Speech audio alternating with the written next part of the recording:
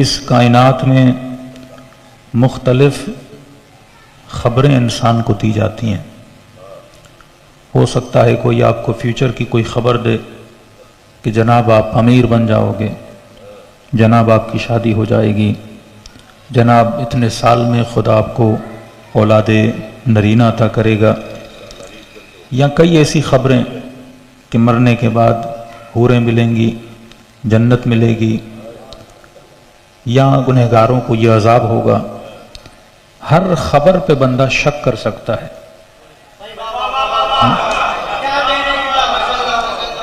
ہر خبر پہ بندہ شک کر سکتا ہے کہ بھائی میں نے تو نہیں دیکھا، کیا پتہ ملے نہ ملے، کیا پتہ ہو نہ ہو۔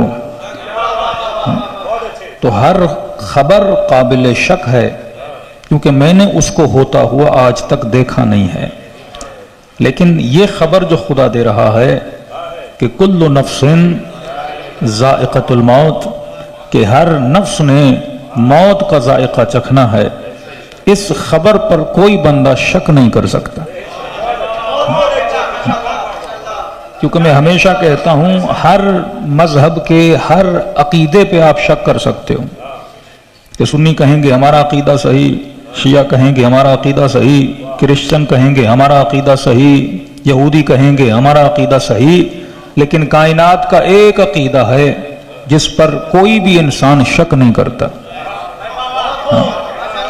اور وہ عقیدہ موت کا عقیدہ ہے، کہ کسی بھی بندے کو موت کے آنے پہ، نہ موت کی خبر پہ کوئی شک نہیں ہے۔ آپ کو بچہ بھی بولے گا ایک دن مرنا ہے، بولو گے جی میرے لال۔ آپ کو بزرگ اور بوڑھے بولیں گے کہ آپ نے مرنا ہے، آپ کہیں گے جی میرے لال۔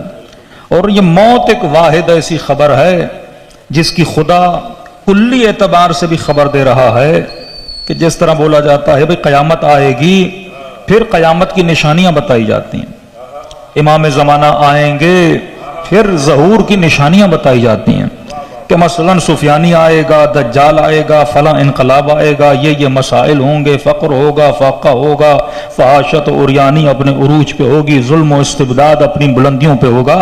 تو مومن اکثر پوچھتے ہیں کہ مولانا فلاں نشانی بھی ہو گئی، فلاں نشانی بھی ہو گئی، تو اس کا مطلب کیا ہے کہ ہم امام کے ظہور کے بہت قریب ہیں؟ تو کبھی کبھی خبر دی بھی جاتی ہے، اور اس خبر کے آنے کی نشانیاں بتائی جاتی ہیں۔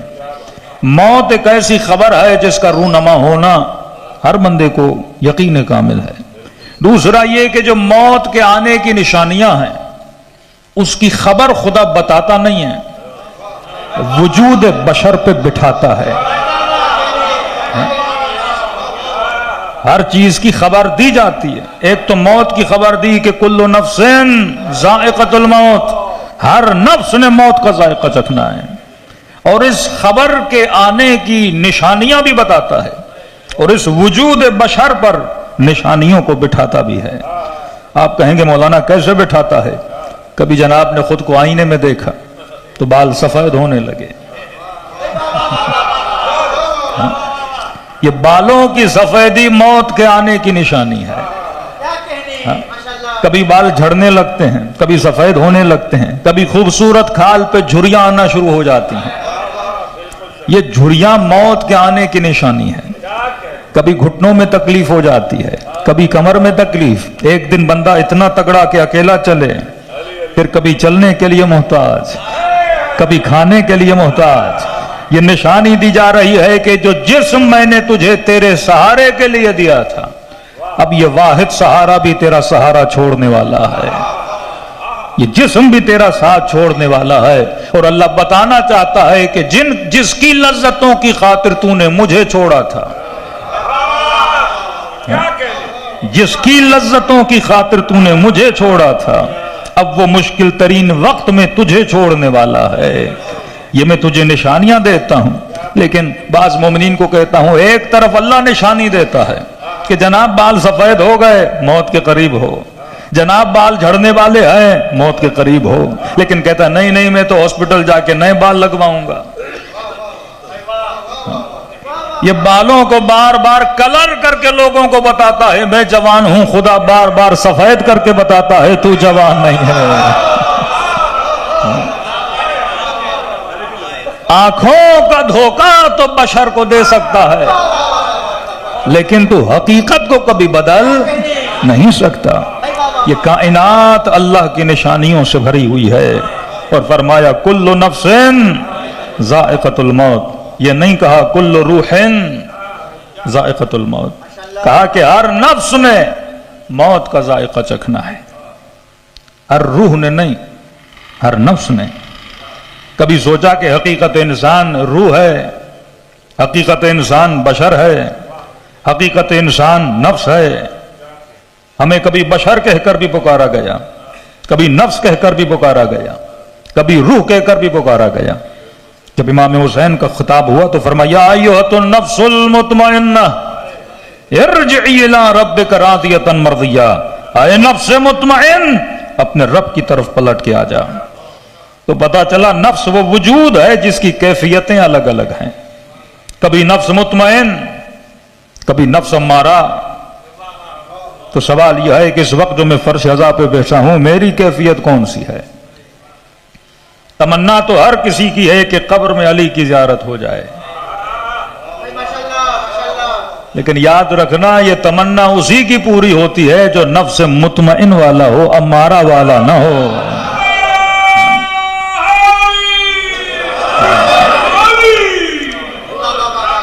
اب ایک آدمی کو پتا ہو کہ بھائی یقیناً میرا ٹرانسفر کراچی میں ہونا ہے تو 10 بندوں کو فون کر کے پوچھے گا نا کس محلے میں ہونا ہے، کراچی کا ماحول کیسا ہے.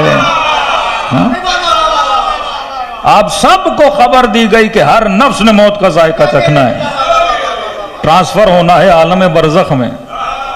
آج تک کسی مولوی سے پوچھ تو لو وہاں کا ماحول کیا ہے. ہمارا مسئلہ یہ ہے کہ ہم خود ماحول بنانا شروع کر دیتے ہیں.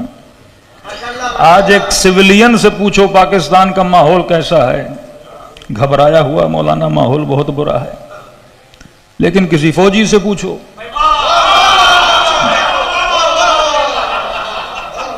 کہتے ہیں گل و بہار ہے، ماحول تو بہت اچھا ہے. آپ ماحول کو جس طرح بنانا چاہتے ہو بنا سکتے ہو. ایک ہے خواب و خیال میں ماحول بنانا، ایک ہے حقیقت میں ماحول بنانا. اب آپ کہیں گے کہ مولانا برزخ کا ماحول کیسا ہے، تو میں نے کہا کوئی بڑی مشکل نہیں ہے برزخ کے ماحول کو جانچنا. کہ کیسے پتا لگے؟ میں نے کہا اپنا ماحول دیکھ لو،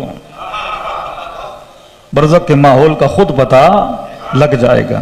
برزخ تیرے اندر ہے، اپنے قلب کے اندر دیکھو، اپنے وجود کے اندر دیکھو، تجھے برزخ کے ماحول کا پتہ چل جائے گا. جنت ایک وجود خارجی نہیں ہے، جہنم ایک وجود خارجی نہیں ہے. یہ تو ہے جو جنت بناتا ہے، یہ تو ہے جو جہنم بناتا ہے. قیامت کے دن کوئی بندہ اللہ کو بلیم نہیں کر سکتا کہ مجھے جہنم میں کیوں بھیج رہے ہو. کوئی بندہ بلیم نہیں کر سکتا کہ مجھے جنت میں کیوں بھیج رہے ہو یا فلاں کو جنت میں کیوں بھیج رہے ہو. کہ جنت بھی تو نے بنائی، جہنم بھی تو نے بنائی ہے. میں نے کلیئر تجھے راستہ بتایا تھا کہ اس راہ پہ چلو گے اینڈنگ جنت کی ہے، اس راستے پہ چلو گے اینڈنگ جنت کی ہے. اختیار کس کا ہے؟ تیرا ہے. لیکن سوال وہیں کا وہیں ہے، کل نفس ذائقۃ الموت. ہر نفس نے موت کا ذائقہ چکھنا ہے. یہ کیوں نہیں کہا کہ کل بشر کل روح؟ یہ کیوں کہا کہ کل نفس ذائقۃ الموت؟ جہاں لفظ بشر آتا ہے وہاں مراد جسم ہوتا ہے، جسم وداؤٹ روح. جہاں لفظ روح آتا ہے کہ قل روح من امر ربی، روح امر پروردگار عالم ہے، وہاں سے پھر مراد جسم نہیں ہے، صرف روح خالی ہے.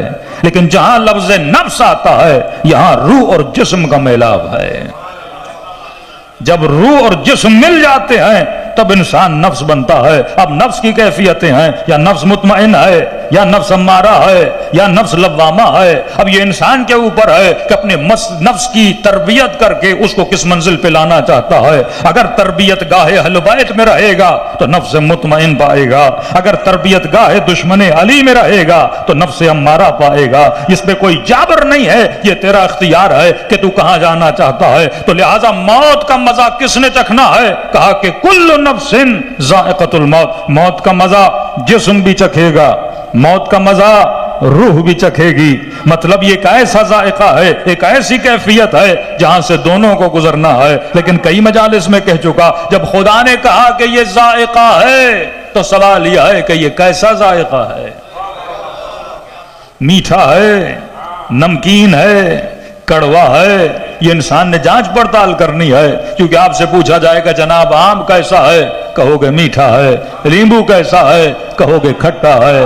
نمک کیسا ہے, کہو گے نمکین ہے. ہر چیز دنیا کی پوچھ لوں, جس نے کھائی ہے وہ ذائقہ بتائے گا. لیکن اگر مولانا یہ سوال کریں کہ بتا موت کا ذائقہ کیسا ہے, کئی لوگ ہم سے کہتے ہیں مولانا اب آپ بتائیے. میں نے کہا میں تو مرا نہیں ہوں. یہ تو وہی ذائقہ بتا سکتا ہے جو مر چکا, اور جو مر چکے ان سے ہم مل نہیں سکتے.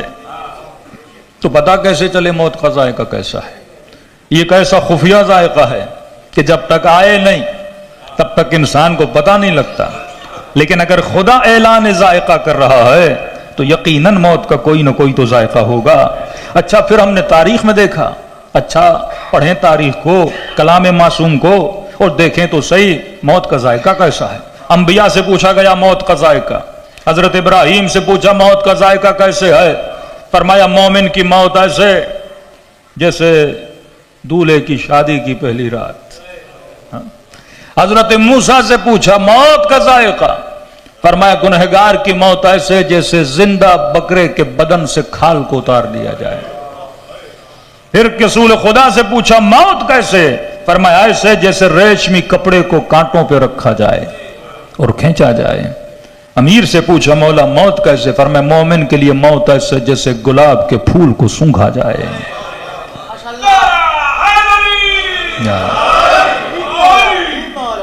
کربلا کے میدان میں چچا نے بھتیجے سے پوچھا, کہا قاسم کیف عندک الموت, تیرے لیے موت کیسی ہے؟ فرمایا چچا احلا من العسل, شہد سے زیادہ میٹھی ہے. تو اتنا تو پتا چلا کہ ذائقہ ایک نہیں ہے. قاسم کے لیے شہد ہے, کسی کے لیے گلاب ہے, کسی کے لیے ریشمی کپڑے کا کھینچنا ہے, کسی کے لیے حیوان کے بدن سے کھال کا اترنا ہے. ذائقے الگ الگ ہیں. اب سوال یہ ہے کہ میرا ذائقہ کیا ہے, آپ کا ذائقہ کیا ہے؟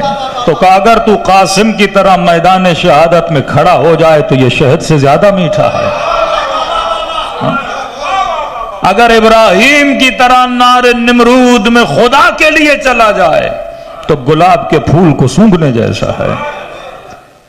جس کے لیے موت شہد سے زیادہ میٹھی ہے تم نے اس کی زندگی کو دیکھنا ہے.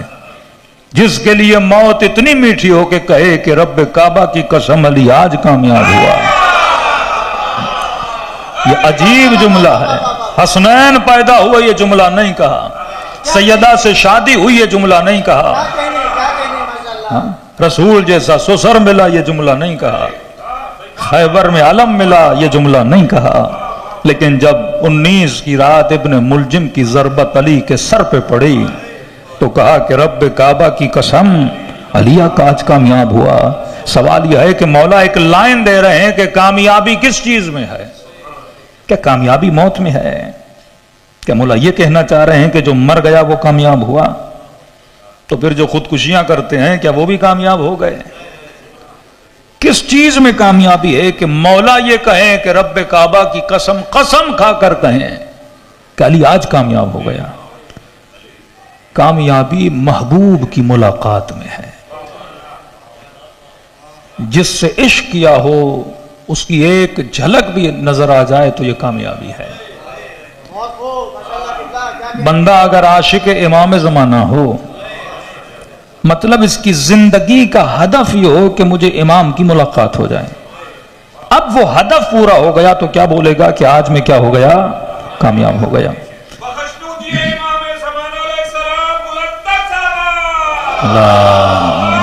صلی اللہ دیکھیے میں نے کئی مجلسوں میں ایک راز زندگی بتایا تھا. وہ راز یہ تھا کہ اصل انسان کب خود کو کامیاب سمجھتا ہے. شاید ایک جوان ہو کہے کہ باپ کو بولے کہ آئی فون لے کر دو، اور باپ لے کر دے تو بولے میں آج کامیاب ہو گیا۔ شاید کوئی گاڑی لینا چاہے اور جب اسے گاڑی کی چابی مل جائے تو بولے میں آج کامیاب ہو گیا۔ کسی مولوی کو کسی ممبر کی خواہش ہو، جب اسے ممبر ملے گا بولے گا آج میں کامیاب ہو گیا۔ تو کامیابی میری خواہشوں اور محبتوں کا ملن ہے۔ اب ہو سکتا ہے کسی کے دل میں امریکہ کی محبت ہو، اور بہت لمبے عرصے کے بعد اسے بائیڈن سے ملاقات ہو جائے، وہ شاید بولے میں آج کیا ہو گیا، کامیاب ہو گیا۔ جب محبوب سے ملن ہوتا ہے تب اندر سے ایک فیلنگ آتی ہے کہ میں آج کیا ہو گیا، کامیاب ہو گیا۔ اب یہ محبوب ہر انسان کا الگ الگ ہے۔ جب بندہ بچپن میں ہے تو محبوب اور ہے، جوانی کا محبوب اور ہے، بڑھاپے کا محبوب اور ہے، اور یہ بھی عجیب محبوب ہے جو بدلتا رہتا ہے۔ محبوب حقیقی تو وہ جو ہمیشہ ایک ہی رہے۔ یہ کیسا محبوب ہے جو آتا ہے اور جاتا ہے؟ میں نے کسی مجلس میں پوچھا تھا مزاحن، میں نے کہا بچے سے پوچھو گے کہ آئس کریم اچھی ہے یا بیوی، تو بچہ بولے گا کہ آئس کریم، لیکن اگر جوان سے پوچھو بیوی چاہیے یا آئس کریم، پسند دونوں کی بدل گئی۔ بچپنے میں آئس کریم چاہیے، جوانی میں بیوی چاہیے، بیوی مل گئی تو گاڑی چاہیے، گاڑی مل گئی تو گھر چاہیے، گھر مل گیا تو شہرت چاہیے، پھر نام و نمود چاہیے۔ یعنی یہ رکنے کا نام نہیں لیتا۔ یہ عجیب محبتیں ہیں جو اس کے دل میں اتنی کروٹیں لیتی ہیں، اور ہر کروٹ میں ایک نئی خواہش کو جنم دیتی ہیں۔ پھر دیوانہ وار اسی خواہش کے پیچھے لگتا رہتا ہے، اور اس کے ملنے کے بعد کہتا ہے کہ آج کامیاب ہو گیا۔ لیکن معاملہ یہ ہے کہ جب بچپن میں آئس کریم ملی تھی تو بولا تھا میں کامیاب ہو گیا، لیکن جب جوان ہو گیا تو اپنے بچپنے پہ مسکرانے لگا کہ میں ایک بائیسیکل کے لیے روتا تھا، میں ایک کھلونے کے لیے اپنے ابا کو تنگ کرتا تھا، میں ایک چھوٹی چھوٹی چیزوں کے لیے اپنے ماں باپ کا سکون تباہ و برباد کر لیتا تھا۔ تو جتنی عقل تھی ویسی خواہش تھی، جتنا علم تھا ویسی محبت تھی، اور جیسے جیسے علم بڑھتا ہے خواہش بدلتی ہے، جیسے جیسے معرفت بڑھتی ہے محبت بڑھتی ہے۔ آج 14 سال کے بچے سے پوچھا جائے کہ بتا تیرے لیے موت کیسی ہے، اس کے ذہن میں موت کا کوئی مفہوم نہیں ہے، لیکن کربلا کے 14 سال کے قاسم سے جب پوچھا جاتا ہے کہ موت کیسی ہے، جواب ملتا ہے شہد سے زیادہ میٹھی ہے۔ یہ جواب بتاتا ہے کہ حسن کے لال کے وجود میں معرفت کتنی بلند ہے۔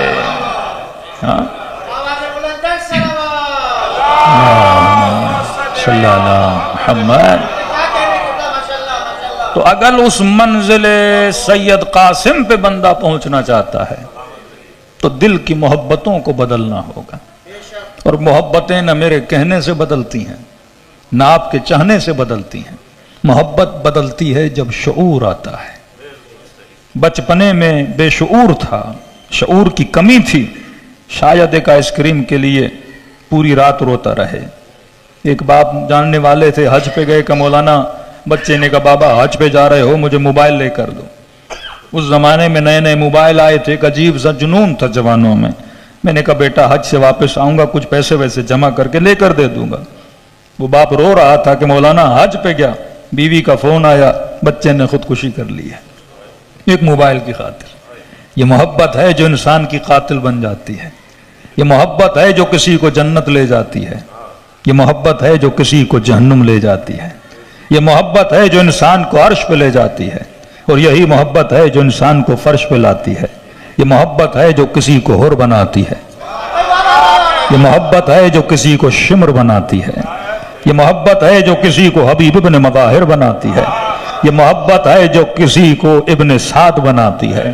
سوال یہ ہے کہ کس کی محبت نے تجھے کیا بنایا؟ تبھی فرمایا محبتوں کے انتخاب میں عقل کو بیچ میں رکھنا، کیونکہ اگر محبت جذبات کی بنیاد پہ کی گئی، محبت شہوات کی بنیاد پہ کی گئی، محبت نفس کی خواہشوں کی بنیاد پہ کی گئی تو بندے کی آخرت تباہ ہو جاتی ہے۔ لیکن اگر محبت رضا خدا کے لیے کی گئی تو دنیا بھی اللہ بناتا ہے، آخرت بھی بناتا ہے۔ تبھی فرمایا کہ دنیا میں ایسے رہو کہ لوگ تجھ سے محبت کریں اور دنیا سے جب جانے لگو وہ تمہاری یاد میں اپنے آنسو بہاتے رہیں. صلوات پڑھے محمد و آل محمد.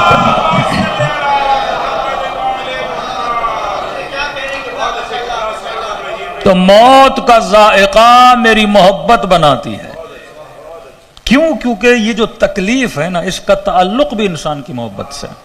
یہ جو خوشی ہے اس کا تعلق بھی انسان کی محبت. ایک ہے نام علی، شیعہ سنے تو خوش،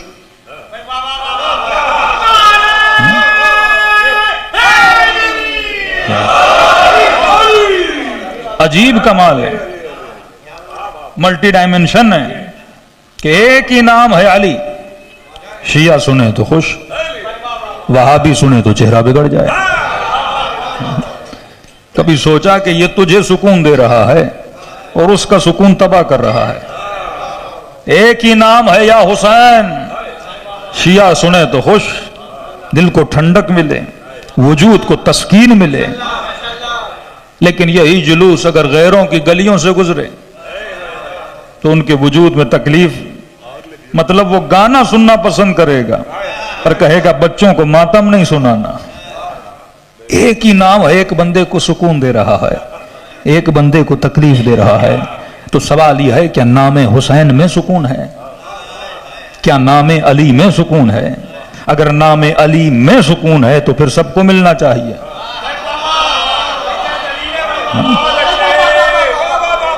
اگر نام حسین میں سکون ہے تو سب کو ملنا چاہیے. بھئی سوال ہے شیعہ جب صدام حسین سنتے ہیں تو سکون ملتا ہے کہ نہیں؟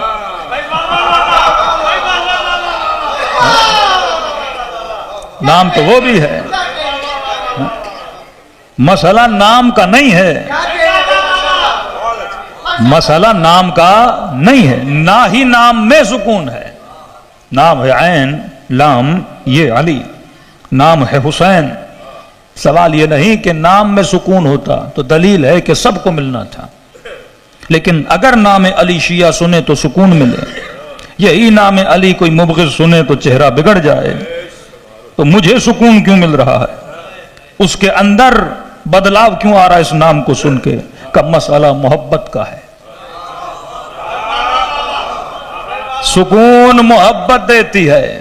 جس سے محبت ہو اور محبوب کا نام لیا جائے تو سکون ملتا ہے. وہ لاکھ کہے کہ ہمارے دلوں میں اہل بیت کی محبت ہے، جناب محبت ہے تو تجھے سکون کیوں نہیں ملتا؟ محبت تو سکون پیدا کرتی ہے نا. آپ کے سامنے آپ کے محبوب کا نام لیا جائے، کس کو سکون نہیں ملے گا؟ تو پتہ چلا سکون کا تعلق محبتوں سے ہے. اور جب محبتیں بچھڑتی ہیں تو بندہ بے سکون ہو جاتا ہے. کہ مولا علی بڑا غریب ہوں. امام نے کہا دعا کرتا ہوں احد کے پہاڑ سے بھی زیادہ اللہ تجھے سونا دے گا، مال منال دولت ملے گی. ہاں بس ایک چیز ہے کہ ہماری ولایت ہمیں واپس دو. سودا ہے محبت ہماری دو، اور احد کے پہاڑ جتنا سونا لو. تو کہنے لگا مولا سودا گھاٹے کا ہے، میں کرنے کے لیے تیار نہیں ہوں. تو امام نے کہا کہ احد کے پہاڑ کے سونے کو محبت علی کی خاطر ٹھکرانے کے لیے تیار ہو. اور جب تمہارے پاس اتنی قیمتی چیز ہے تو تجھے یہ کہنے کا حق نہیں ہے کہ تو غریب ہے.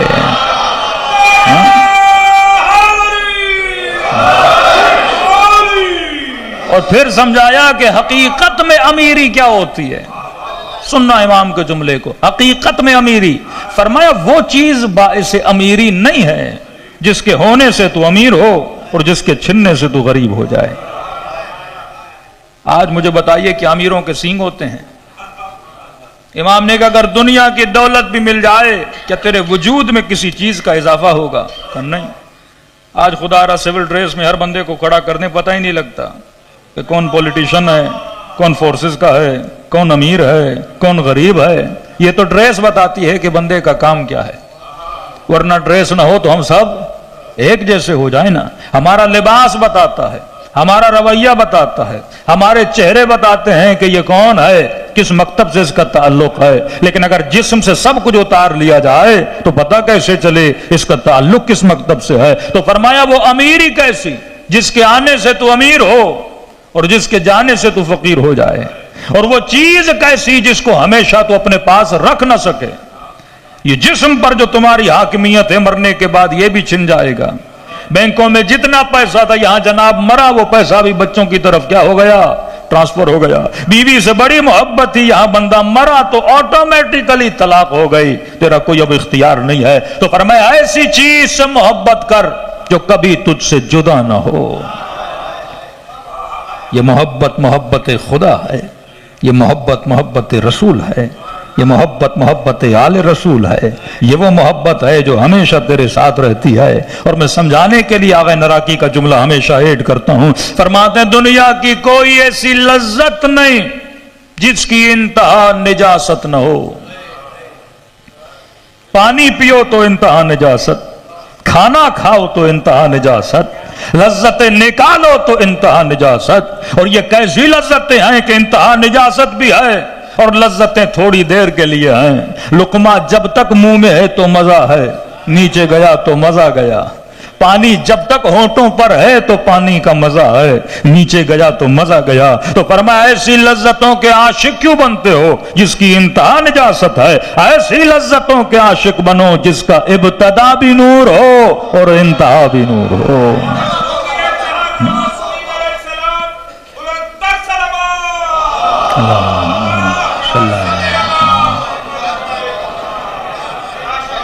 تو فرمایا سکون بھی محبت دیتی ہے، بے سکونی بھی محبت دیتی ہے۔ آپ کا بی پی کبھی ہائی کبھی لو، یہ ہائی لو کون کرتا ہے؟ آپ کرتے ہو؟ کون آپ کے بلڈ پریشر کو ہائی کرتا ہے؟ کون بی پی کو لو کرتا ہے؟ کون تیرے چہروں پہ مسکراہٹ لاتا ہے؟ کون تیرے وجود میں غصہ پیدا کرتا ہے؟ یہ سارا قصور محبت کا ہے۔ بندہ سکون سے بیٹھا، اچانک فون آ گیا کہ جناب بیٹے کا ایکسیڈنٹ ہو گیا، بی پی شوٹ کر گیا۔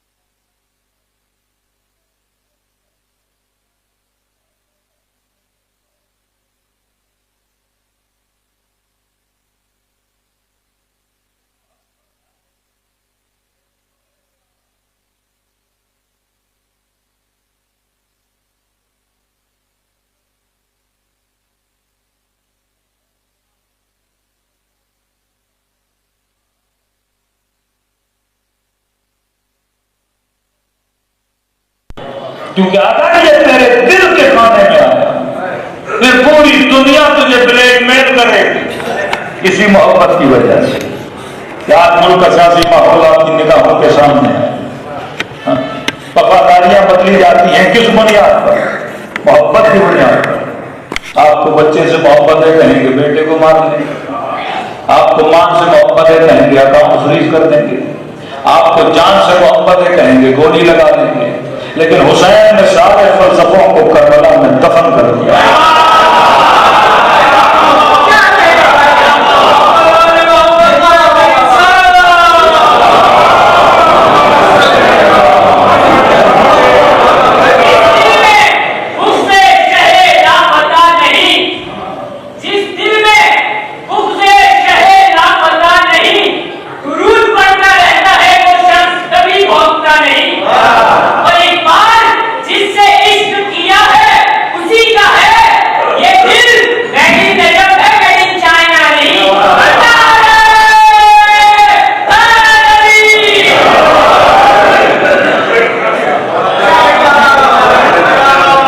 دنیا کا آسان ترین کام ہے نعرہ مارنا، شعر پڑھنا، بہت آسان ہے۔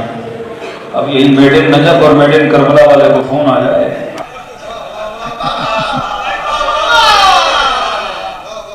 بہت مشکل ہوتا ہے، بہت مشکل ہوتا ہے۔ ہماری محبتوں کو دیکھا جاتا ہے۔ تبھی فرمایا جس نے خلوص سے 2 رکعت پڑھی اللہ جنت واجب کر دیتا ہے۔ Quality of work, quantity of work نہیں۔ شیطان کی کوانٹٹی بہت زیادہ تھی، بات جب کوالٹی کی آئی تو شیطان بن گیا۔ جھکایا جاتا ہے، ڈرایا جاتا ہے، آخر میں مارا جاتا ہے۔ لیکن کربلا کا فلسفہ، حزب اللہ فلسفہ، شیعہ قوم کا فلسفہ، حسینی فلسفہ، اور جس فلسفے کی وجہ سے خدا نے آج بھی اس قوم کو عزت دی ہے کہ آج دنیا کا ہر مسلمان ظلم اور استبداد کے پاؤں میں گرا ہوا ہے، لیکن ایک ہی علی کے چاہنے والے ہیں، اور وہی حکمران جو علی ابن ابی طالب کو مانتے ہیں وہ دنیا کے کسی ظالم کے سامنے جھکے نہیں ہیں۔ اور یہ فلسفہ کب بنتا ہے؟ یہ فلسفہ تب بنتا ہے جب وہ یہ محسوس کریں کہ آپ کسی چیز سے نہیں ڈرتے ہو۔ ان زعمتم انکم اولیاء اللہ وتمنوا الموت ان کنتم صادقین۔ شہید کا درجہ کیوں بلند ہے؟ ایک شہادت ہے جو ایکسیڈنٹلی آ جاتی ہے، لیکن ایک شہادت ہے جو اختیاری، جو بدر والوں کو ملی، جو احد والوں کو ملی، جو کربلا والوں کو ملی، جو حزب اللہ کے ماننے والوں کو ملی۔ وہ شہادت جو اختیاری شہادت ہوتی ہے، جو فلسطین کے مسلمانوں کو مل رہی ہے، اس کا درجہ کیوں بلند؟ اور شہید کب بنتا ہے؟ فرمایا ان زعمتم، اگر تجھے یہ گمان ہے، زعم ہے کہ تم اللہ کے ولی ہو، تو کہا کہ آسان سا مشورہ ہے، فتمنوا الموت ان کنتم صادقین، تو تمنا کرو موت کی۔ میرے عزیز، تمنا تب تک نہیں آتی جب تک محبت نہ ہو۔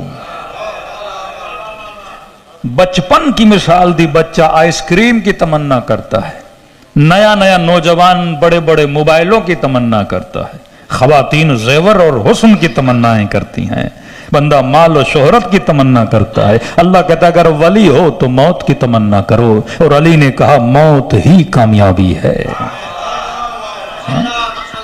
تمنا وہی کرے گا جو اس جہاں سے اتنی محبت نہ کرے جتنی اس جہاں سے کرے۔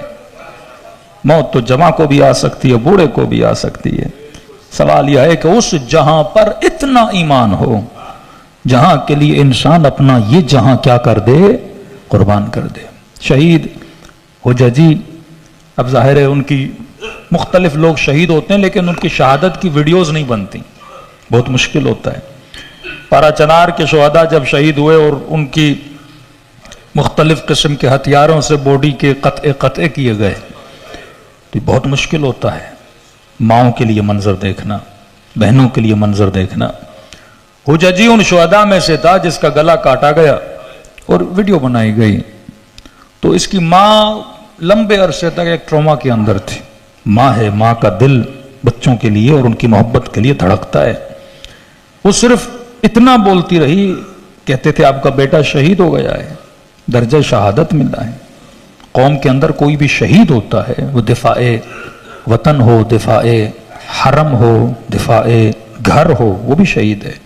اپنے ناموس کے دفاع کے لیے چلا جائے، وطن کے دفاع کے لیے چلا جائے، سب کو شہید بولا جاتا ہے۔ تو کہا کہ مجھے بس اتنا ہے کہ جب میرے بیٹے کا گلا کٹ رہا تھا تو میرے بیٹے کو تکلیف ہوئی ہوگی، میں اس تکلیف کی وجہ سے غمزدہ، اور بس کوئی وسیلہ نکل آئے کہ میں اپنے بیٹے سے پوچھوں کہ میرے لال تکلیف کتنی ہوئی تھی۔ تو کہتے کئی ہفتوں تک یہ بے چین رہی۔ ایک دن سو کے اٹھی تو اس کے چہرے پہ اطمینان تھا۔ کہا کہ حججی کی والدہ آپ کے چہرے پہ آج اتنا اطمینان ہے، ڈیلی اٹھ کے بچے کے لیے روتی، کہا آج خواب میں نے اپنے لال کو دیکھا ہے، اور میں نے بس اور میں نے کچھ نہیں کہا, میرے بیٹے نے مجھے بولا کہ ہم آپ اتنے دنوں سے پریشان ہو کہ مجھے بہت تکلیف ہوئی ہوگی. کہا بس میں اتنا بتا دوں, جب گلا کٹ رہا تھا تو نظروں کے سامنے آقا حسین کھڑے ہوئے تھے. گویا دوسرے لفظوں میں یہ بتانا چاہا کہ ماں, جب مصر کی کافرہ عورتوں نے حسن یوسف کو دیکھا تھا, انہیں انگلیوں کے کٹنے کا پتہ نہ چلا تھا. میں تو اس حسن کو دیکھ رہا تھا جو فرزند زہرا کے لال کا حسن تھا, جسے خالق یوسف نے اپنے ہاتھوں سے بنایا ہوا تھا. کہ واللہ مجھے پتہ بھی نہیں چلا کہ میرے گلے پہ چھری کیسے چلی. کئی ایسے لمحات ہمارے لیے بڑے غمزدہ ہوتے ہیں, اسپیشلی فلسطین کے جو حالات ہیں. کبھی کبھی تو یہ بچوں کے اوپر جو گھر بلڈنگز گرتی ہیں تو واللہ یہ محسوس ہوتا ہے کہ یہ ہمارے وجود کے اوپر سب کچھ گر رہا ہے. لیکن کہاں گئے انسانیت کے نعرے مارنے والے, ہیومن رائٹس کے نعرے مارنے والے, اسلام اور قرآن کی باتیں کرنے والے. یہ وہ امتحان الہی ہے. یہاں پہ اصل میں مجاہد راہ حق کا پتہ چلتا ہے کہ زندگی کس کی محبت میں اس نے گزاری ہے. یہاں پہ حکمرانوں کے دین اور غیرت کا پتہ چلتا ہے کہ واقعاً غیرت اللہ زیادہ ہے, محبت خدا زیادہ ہے, محبت اسلام زیادہ ہے, یا اپنے مقام اور اپنی کرسی کی محبت زیادہ ہے. مدینے میں امام حسین کی نماز بھی بچی ہوئی تھی, روزہ بھی بچا ہوا تھا, بہنوں کی چادریں بھی بچی ہوئی تھی, سکینہ کا بچپنا بھی بچا ہوا تھا. لیکن خرجت لاصلاح امت جدی, فرمایا حسین یہ کیسے برداشت کرے کوئی شرابی رسول کے منبر پہ بیٹھ گیا. انڈیویجولی اگر کوئی شراب پیتا تو امام حسین کا ایکشن اتنا شدید نہ ہوتا, لیکن حاکم جب بے دین بن جاتا ہے, کیونکہ عوام رعیت اپنے حاکموں کے دین پہ ہوتی ہے. آج پاکستان کے حکمران اگر کرپٹ ہیں تو آپ کو ایک ریڑھی والا بھی کرپٹ ملے گا, اور کرپشن اس کے لیے کوئی بڑی بات نہیں ہوگی, ہیرا پھیری اس کے لیے بڑی بات نہیں ہوگی. ایک کرپٹ ملک میں مولوی بھی کرپٹ ہوتا ہے, ایک کرپٹ ملک کا مفتی بھی کرپٹ ہوتا ہے, ایک ڈرپوک ملک کے حکمرانوں کے مولوی بھی ڈرپوک ہوتے ہیں, عوام بھی ڈرپوک ہوتے ہیں. جب حکمرانوں سے غیرت ختم ہو جاتی ہے تو عوام میں بھی غیرت باقی نہیں رہتی. سب سے کم غیرت اہل بیت کے کلام میں وہ لوگ ہیں جو ظلم کو برداشت کرتے ہیں. اور امام حسین نے یہ سکھایا, ورنہ قیمت کیا تھی باغ فدق کی, جس کے نام پہ باغ جنت کر دیا گیا ہو. کیا قیمت ہے سیدہ کے سامنے. لیکن تربیت دے رہی ہیں کہ کسی کو آسانی سے اپنا حق چھیننے نہ دینا. افسوس سے ہماری قوم, کسی نے کہا مولانا پاکستانی بڑے صابر ہیں, میں نے کہا نہیں, صابر نہیں, ڈھیڈ ہیں. صبر کی مذمت نہیں ہے, ڈھیڈ پن کی مذمت ہے کہ جب انسان اپنے حق کے لیے. یہ جلوس کی تربیت جو آپ کو دی گئی ہے, اس کا کیا مقصد ہے؟ ایک بستی ہے جہاں شیعہ رہتے ہی نہیں ہے, 10 گھر شیعوں کے ہیں, لیکن ضد ہے کہ ہم نے جلوس نکالنا ہے. کیوں؟ یہ سیرت جناب سیدہ ہے کہ ظلم کا نعرہ بلند کرو, برملا علی الاعلان, اپنے حق کے لیے آواز کو کیا کرو, بلند کرو. یہ زندہ قوموں کی نشانیاں ہوتی ہیں. کربلا کا فلسفہ یہ تھا کہ میرے اکبر کی جوانی رہے نہ رہے, لیکن قوموں کی جوانیاں بچ جائیں. میری زینب کی چادر رہے نہ رہے, لیکن قوموں کی بیٹیوں کی چادر بچ جائے. حسین کو سجدے میں شہادت ملے تو ملے, لیکن جوانوں کے سجدے بچ جائیں. آج جب بھی نماز میں سجدہ کرو تو شکر حسین ادا کیا کرو. آج ماؤں بہنوں کے سروں پہ جب چادر دیکھو تو یہ احسان سیدہ زینب ہے. یہ ڈیلی زیارت عاشورہ پڑھنا کوئی بڑا احسان نہیں ہے امام حسین پر. جتنا احسان امام حسین نے ہمارے اوپر کیا, ہماری نسلوں کے اوپر کیا, زندگی بھر بھی انسان زیارت امام حسین پڑھے کم ہے. اور واللہ کسی قوم میں اتنے لیکچر نہیں ہوتے جتنی شیعہ قوم میں ہوتے ہیں. ہاں, اہل سنت کے یہاں بہت زور لگا لیں عید میلاد النبی, رمضان کے مہینوں کی چند لیکچرز اور جمعے کے لیکچر، یہ برکت حسین ہے۔ ہاں، ولادت کی مجلسیں، شہادت کی مجلسیں، نیا گھر لیا تو مجلس، گھر میں بچہ پیدا ہوا تو مجلس، کوئی خوشی ملی تو مجلس، کوئی غم ملا تو مجلس، اور کتنا مومن با برکت ہے، جب تک زندہ تھا تو مجلس، جب دنیا سے گیا تو مجلس۔ ہاں؟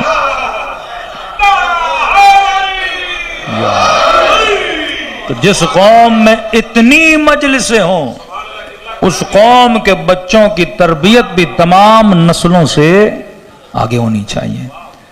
حسین کے گھر کا بچہ اٹھا کر دیکھ لیں اور بنو امیہ کے گھر کے بچے اٹھا کے دیکھ لو، حسین کے گھر سے اکبر ملے گا، حسین کے گھر سے عباس ملے گا، حسین کے گھر سے زینب جیسی بیوی ملیں گی، اور وہاں چلے جاؤ تو یزید جیسے بچے ملیں گے، شمر جیسے بچے ملیں گے۔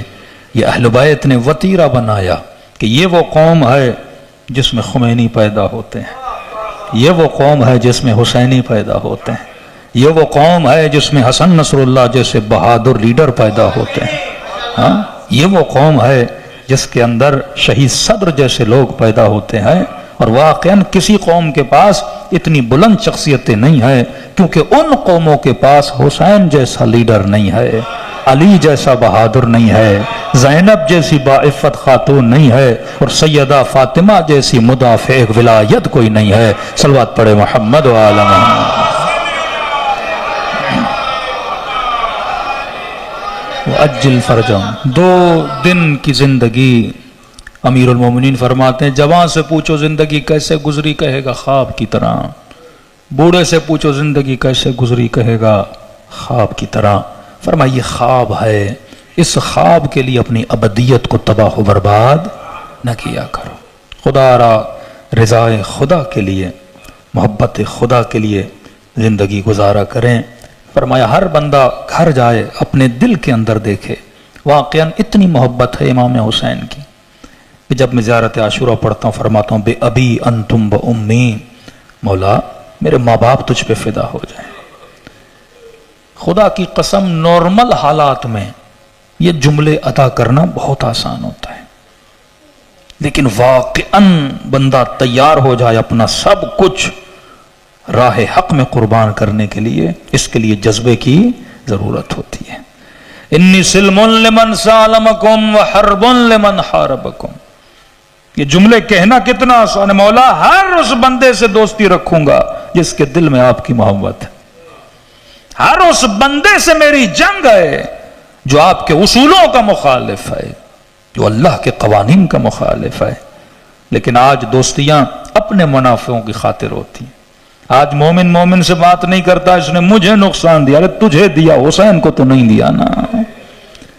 مولانا جہاں میں آ گئی وہاں محبت حسین نہیں ہے، تیری میں حسین ہونا چاہیے، تیری میں خدا ہونا چاہیے۔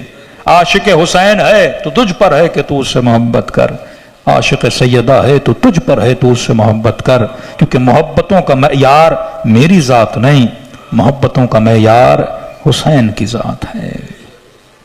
قبر و قیامت میں یقیناً اہل بیت اپنے حقیقی چاہنے والوں کی مدد کے لیے آتے ہیں، لیکن فرمائے جتنی ہم تم سے محبت کرتے ہیں اتنی محبت ہم سے بھی کیا کرو۔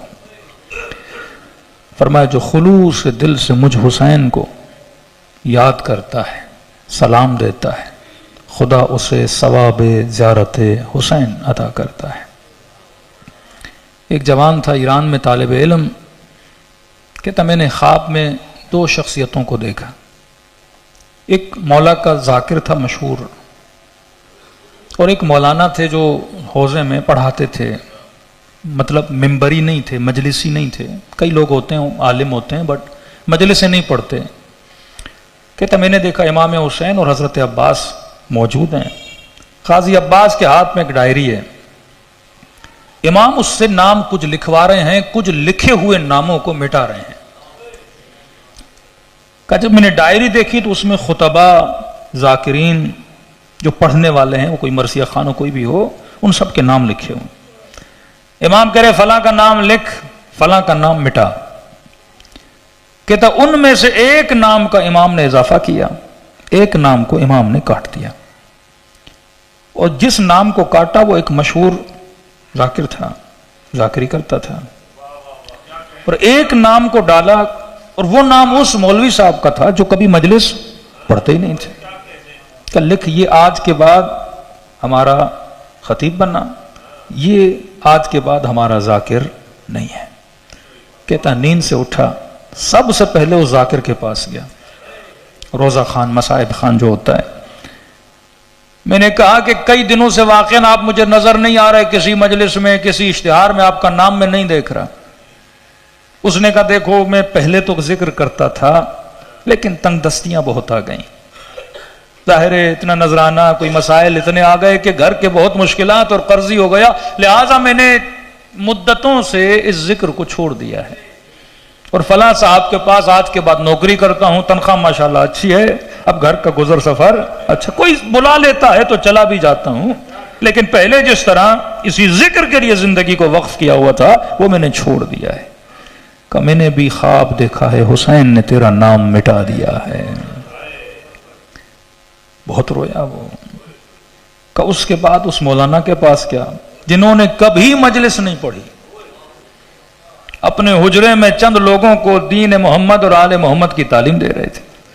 میں نے کہا مولانا اتنے خطیب اتیب ہیں لیکن ان کا نام نہیں لکھوایا امام نے. آپ کو آج تک میں نے مجلس پڑھتے ہوئے نہیں سنا, کسی اشتہار میں آپ کا نام نہیں ہے, لیکن حسین کی ڈائری میں آپ کا نام ہے. کہ آپ نے کیا مجلسیں پڑھنا شروع کی ہیں؟ کہ نہیں میرے لال, نہ کوئی مجھے جانتا ہے, نہ یہ فن مجھے آتا ہے, اتنا مصروف ہوں درس و تدریس میں, لیکن میں نے روایتیں پڑھی تھیں کہ اس ذکر کا ثواب کتنا ہے, اور قیامت میں ذکر کرنے والوں کی لائن ہی الگ ہوگی, خاص ثواب ہے اس کا. تو میں نے کہا میں کوئی بڑے امام بارگاہ میں تو نہیں پڑھتا. کہتا ہے 10 دن محرم کے اپنے بچوں کو اپنے گھر کے کمرے میں بٹھاتا ہوں, 2 روایتیں امام کی سناتا ہوں, 2 جملے مصیبت کے سناتا ہوں, اور آخر میں دعا کرتا تھا مولا حسین میرا نام بھی اپنے ذاکروں میں لکھ لیجئے. کہا کہ قبلہ دنیا کو پتہ ہو یا نہ ہو, حسین نے آپ کا نام لکھ لیا ہے. تو ایک ایک آنسو جو اس ذکر میں بہتا ہے میرے عزیز وہ سیدہ کے رومال میں جمع ہوتا ہے. لیکن آنسو اس آنکھ سے بہے جس میں معرفت ہو تو کیا قیمت, حسین اس زبان سے ادا ہو جس زبان نے ادب کیا ہو تو کیا قیمت, ہاتھ وہ اٹھیں جنہوں نے خدا کا ادب کیا ہو تو کیا قیمت. فرمائے خلوص دل سے مجھ حسین کو سلام کرو, خدا تجھے ثواب زیارت حسین عطا کرتا ہے. دلوں کو کربلا لے جائیں اور دعا کریں کہ خدا اس سلام کا ثواب مرحوم تک پہنچائے, مرحوم کا سفر برزخ آسان فرمائے, مرحوم کو شفاعت امام حسین نصیب فرمائے. اور جتنے بھی اس مجلس میں موجود ہیں ہم سب نے ایک نہ ایک دن اس دنیا سے چلے جانا ہے, ہم سب کو بھی خدا عاقبت بخیر عطا فرمائے.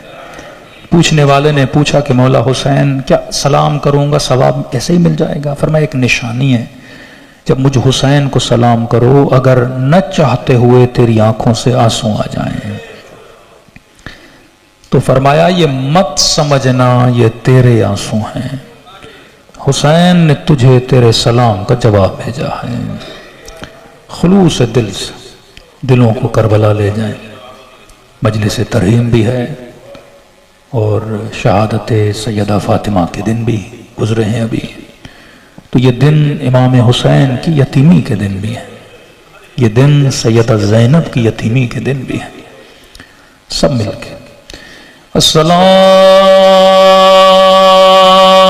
علی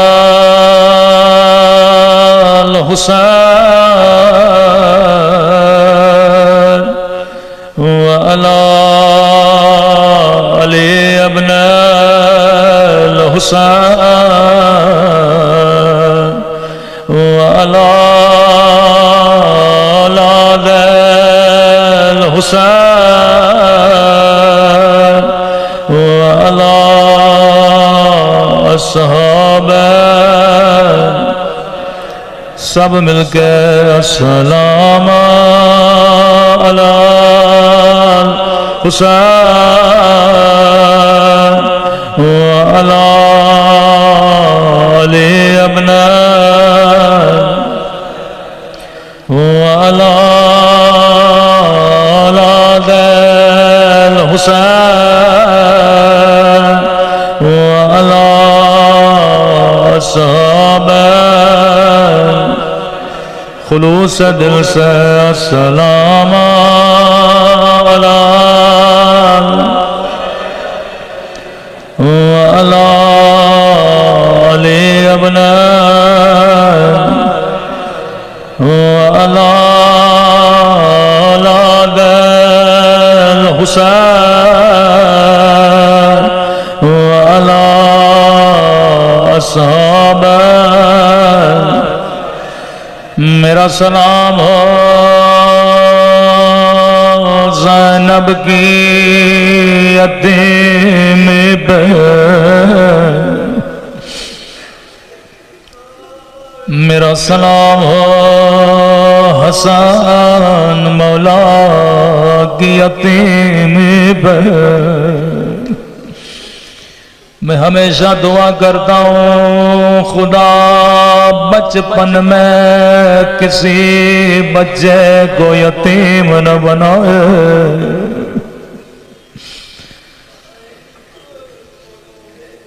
اہل بیت کے بچوں نے بڑی یتیمیاں دیکھی ہیں میرا سلام ہو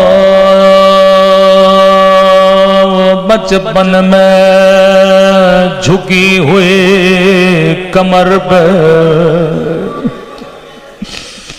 میرا سلام ہو اس بی بی پہ جو بچپن میں زندہ کی دیواروں کا سہارا لے کے چلتی تھی رو کے کہنے لگی میرے غریب الوطن بابا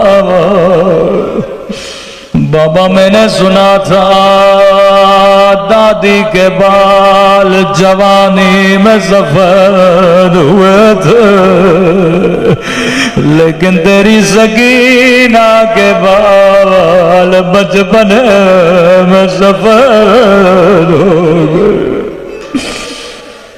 بابا میں نے سنا تھا دادی کی کمر جوانی میں جھک گئی تھی لیکن بابا تیری سکینہ بچپن میں زندہ کی دیواروں کا سہارا لے کے چلتی میں ہمیشہ قسم کھا کے یہ جملے بیان کرتا ہوں مجھے خدا کی قسم اگر مدینے میں آگ نہ لگتی کبھی کربلا میں خیموں کو آگ نہ لگتی اگر مدینے میں پسلیاں نہ توڑی جاتی کبھی کربلا میں حسین کے بدن پہ گھوڑے نہ دوڑائے جاتے ظالم کہنے لگا ابن سعد جب میں حسین کے بدن پہ گھوڑے دوڑا رہا تھا میں نے اپنے کانوں سے پسلیاں ٹوٹنے کی آواز سنی تھی مجھے خدا کی قسم اگر مدینے میں آگ نہ لگتے کبھی زینب کے خیموں کو کربلا میں نہ جلایا جاتا اگر مدینے میں پسلیاں نہ توڑی جاتی کبھی میرے مولا کی پسلیاں نہ ٹوٹتی اگر مدینے میں علی کے ہاتھوں میں رسیاں نہ باندھی جاتے کبھی کوفہ کی بازار میں زینب کے ہاتھوں میں رسیاں نہ ہوتی مجھے خدا کی قسم اگر مدینے کی دربار میں نبی کی بیٹے کو بلایا نہ جاتا، کبھی شام کے دربار میں شرابی کے سامنے